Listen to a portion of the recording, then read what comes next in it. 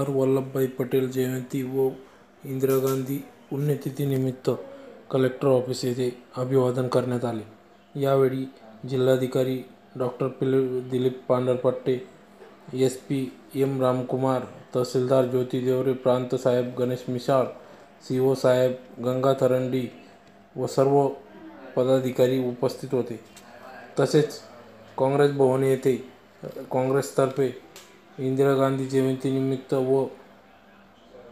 व सरदार वल्लभभाई पटेल यांच्या जयंतीनिमित्त व इंदिरा गांधी पुण्यतिथीनिमित्त स्मृती दिनानिमित्त अभिवादन करण्यात आले। यावेळी जिल्हाध्यक्ष युवराज आबा करंकाळ, देशी मॅडम बानुबाई शिरसाट, जिल्हाध्यक्ष महिला काँग्रेस गायत्री जयस्वाल आदी सर्व पदाधिकारी, काँग्रेसचे पदाधिकारी मोठ्या संख्येने उपस्थित होते।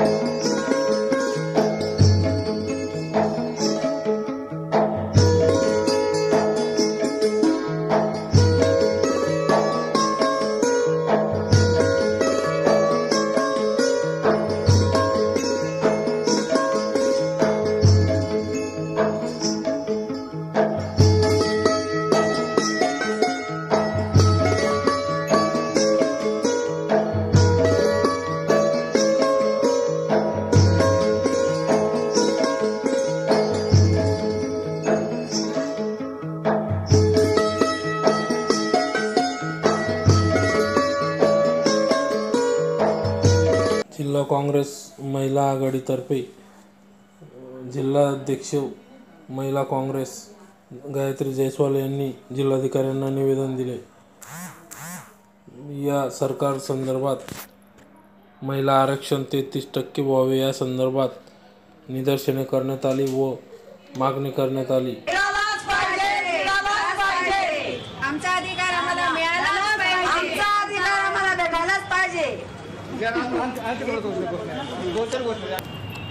आज श्रीमती जी इंदिरा गांधी की पुण्यतिथि के इसमें हमें महिला कांग्रेस ने कलेक्टर साहब को एक निवेदन दिया कि लोकसभा और राज्यसभा विधानसभा में 33% आरक्षण महिलाओं को मिलना चाहिए। 3 साल हो गए बीजेपी सरकार कोई निर्णय नहीं ले पा रही है, इसलिए महिलाओं ने सक्षम रहना है। एक नारी 100 को भारी, ऐसा संदेश हम सभी महिला को दे रहे हैं और हमें 33% आरक्षण महिला को मिलना ही चाहिए। महिला को आरक्षण 33% मिलना ही चाहिए। नंदुरबार जिल्हा मध्यवर्ती बँक सहकारी बँक लिमिटेड धुळे येथे आज पत्रकार परिषद घेण्यात आली। जिल्हा बँकेने मागील 3 वर्षात पीक कर्जासाठी सर्वात जास्त कर्ज पुरवठा केला।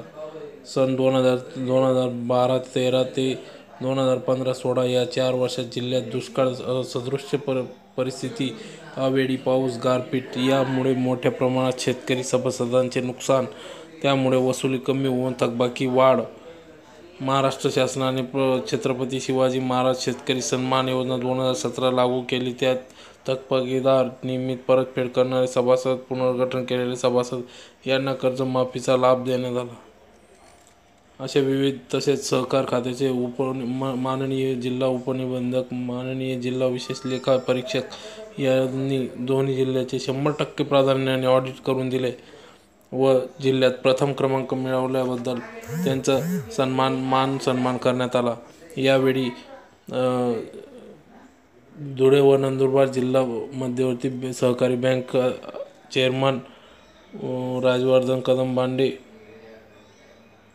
धीरज चौधरी मुख्य कार्यकारी अधिकारी व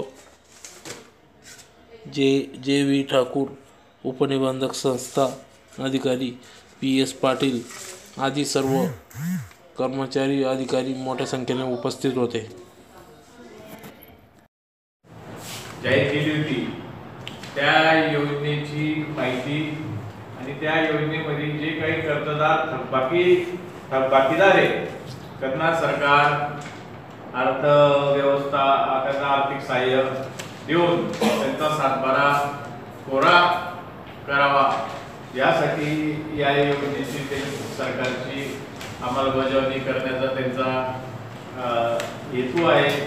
या अगोदरी अशा प्रकारे अनेक कर्जमाफी योजना आल्या, सातबारा पुरे झाले, परंतु शेतकरी आपल्या भारत देशातला शेतकरी पाहिला तर अनेक संकटांना त्याला तोंड द्यावं लागतं, नैसर्गिक आपत्तीला तोंड द्यावं लागतं आणि अशा अनेक नैसर्गिक आपत्त्या गेल्या 3 वर्षापासून आपण पाहत आलो. कधी अतिवृष्टी, कधी गारपीट, कधी दुष्काळ, अशा सर्व गोष्टींना तोंड देत हा शेतकरी प्रत्येक वेळेस पिडला जातो आणि अशा वेळेस त्याला मदत करायचं हे मायबाप सरकारचं कर्तव्य असतं.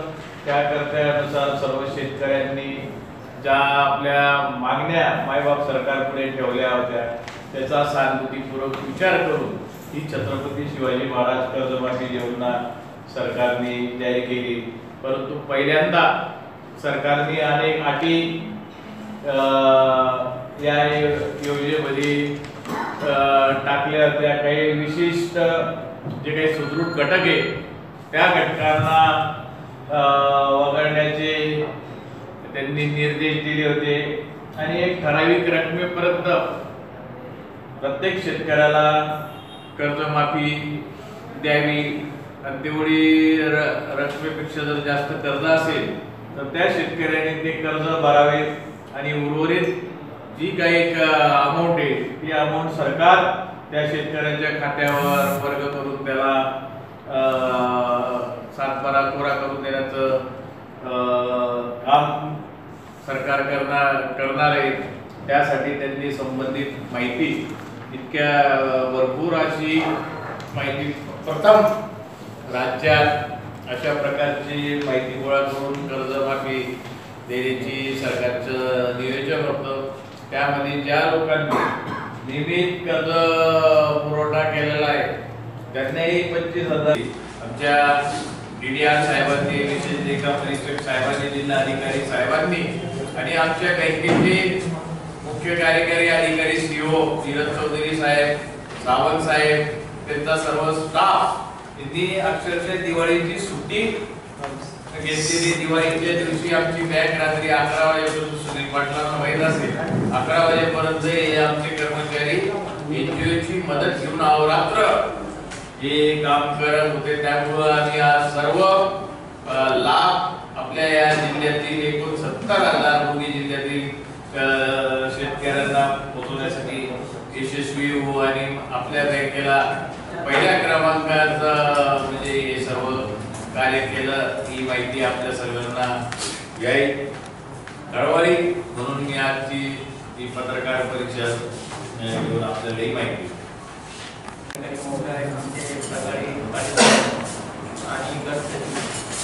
सगळ्यांनी मिळून अहोरात्र 28 पासून जे कामाला सुरुवात झाली, कारण तर दिवाळीपर्यंत आम्ही काम करत होतो आणि या ठिकाणी सर्व याच भागामध्ये 45 लॅपटॉप लावून आणि सुदैवानं जेव्हा आमचे कर्मचारी शनिवार रविवारी सुद्धा आता मुंबईला बोलवलं होतं, मुंबईला गेले आणि त्या ठिकाणी बसून त्यांनी त्या IT डिपार्टमेंटची कन्सल्ट केलं आणि राज्यात पहिल्यांदा म्हणजे आपली जरी बँक छोटी असली, डाटा जरी छोटा असला तरी पूर्ण 107 फाईल ज्या पाठवल्या होत्या दोघी जिल्ह्याचे मिळून त्या पहिल्यांदा सक्सेस पहिला दिला आपला आणि या शेतकऱ्यांना हळूहळू आता रिलीज येईल आणि हळूहळू पैसे जमा व्हायला सुरुवात होतील. या ठिकाणी आमचं टीमवर्क आणि सगळ्या मीडिया, सगळं प्रशासन, शासकीय प्रशासन, बँकेचे कर्मचारी, गरजेचे सगळ्यांनी जे सहकार्य केलं त्याच्यामुळे आपण हा डाटा वेळेवर पाठवू शकलो आणि आपल्या जिल्ह्यातल्या शेतकऱ्यांना, दोघं जिल्ह्यातल्या शेतकऱ्यांना लवकरात त्याचा लाभ मिळेल अशी इच्छा आहे.